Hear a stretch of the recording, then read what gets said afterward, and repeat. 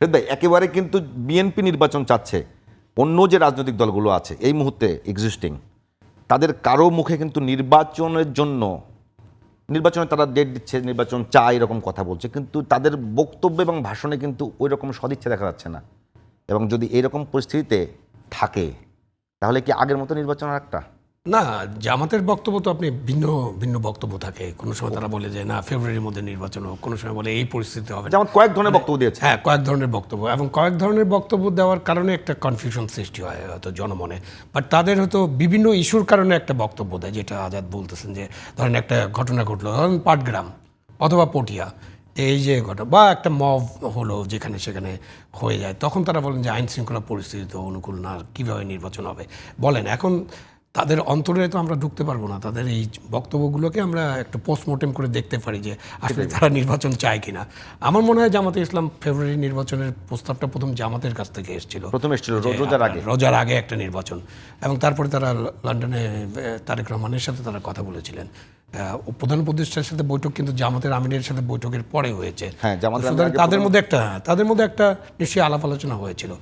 নির্বাচন ব্যাপারে আমার মনে হয় না নির্বাচনের ব্যাপারে রাজনৈতিক দলগুলো একেবারেই খুবই নেতিবাচক কেউ আছেন এরকম মনে হয় না।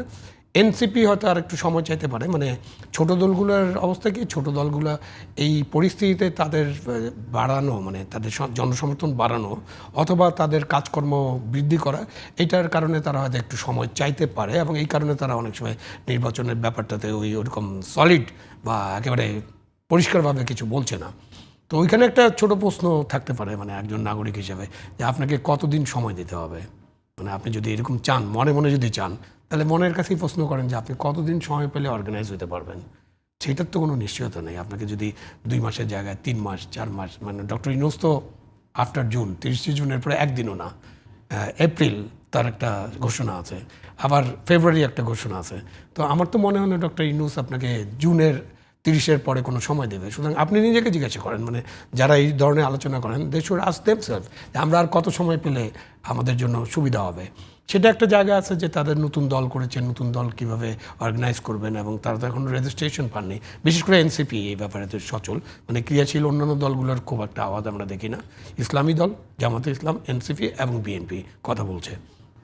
তো এর মধ্যে বিএনপি একটা বড় বৃহৎ দল, তাদের কথার তো আছে, ওয়েটেজ দিতে হবে। আপনি একই কথা একজন যদি বলে, একটি দল যদি বলে তাকে কি ওয়েটেজ দেবেন, আর অন্য দল যদি বলে তাকে কি ওয়েটেজ দেবেন, এটা তো মিডিয়াতে আপনারা আছেন, সবাই জানি, আমরা সবাই মিডিয়ার ছাত্র, আমরা জানি যে ওয়েটেজটা কীভাবে নির্ধারিত হয়। হয়তো মানে উনারা সেটা মানবেন না, উনারা বলেন না আমরা একটা রাজনৈতিক দল, আমরা সমান সুযোগ চাই। হতে পারে এটা উনারা বলতে পারেন, কিন্তু আসলে তো সমান সুযোগ হয় না, বাস্তবতা ভিন্ন।